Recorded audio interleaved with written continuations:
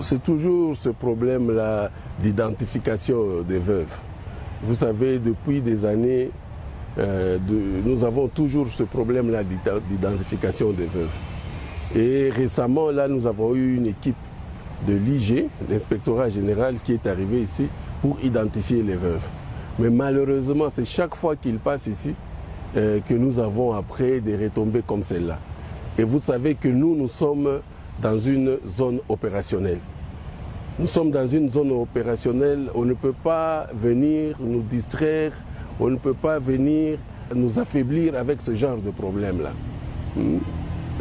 On ne peut pas être dans une armée, chaque jour on a toujours les mêmes problèmes. J'étais ici, j'avais dénoncé devant le chef de l'État, commandant suprême, la première fois qu'il est arrivé ici. J'avais parlé du problème d'effectifs. J'avais parlé clairement des problèmes d'effectifs. Les gens ont dit tout ce qu'ils voulaient. Mais nous avons eu les conséquences. Je crois que tous ceux-là qui étaient à Goma, tous les commandants qui étaient à Goma, ils connaissent de quoi ça retourne. Des régiments qui n'étaient plus des régiments.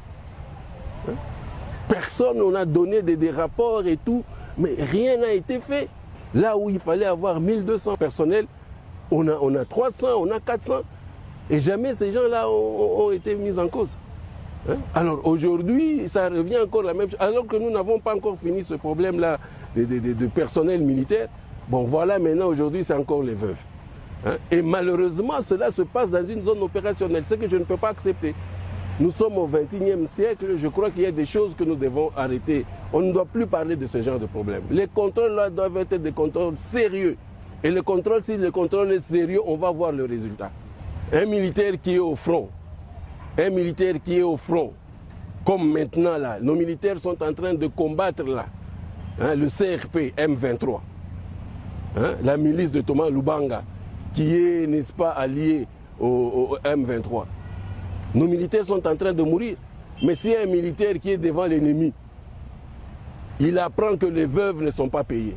Pourquoi est-ce que ce militaire-là va se sacrifier? Il va dire le jour où je vais mourir, ça sera la même chose pour mes enfants. Ça touche vraiment au moral militaire. Ça touche au moral de ces combattants, de ces hommes-là qui sont vraiment à la ligne de front.